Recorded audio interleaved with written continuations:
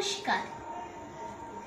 আজকে আমাদের কবিগুরু রবীন্দ্রনাথ ঠাকুরের জন্মদিন আছে, তাই আমরা রেসপেক্ট দিচ্ছি একটা কবিতা বলে।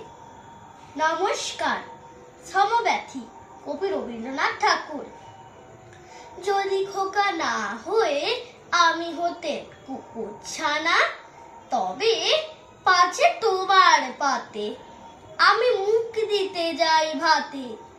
তুমি করতে আমায় মানা, সত্যি করে বল আমায় করিস নে মা ছল।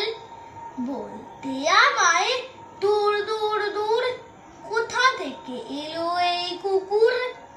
যা মা, তবে যা মা, আমায় কোলের থেকে নামা। আমি খাবো না তোর হাতে, আমি খাবো না তোর পাতে। যদি খোকা না হয়ে আমি হতে তোমার দিয়ে, তবে পাছে যাই মা উড়ে আমায় রাখতে শিকল দিয়ে। সত্যি করে বল আমায় করিস নে মা ছল।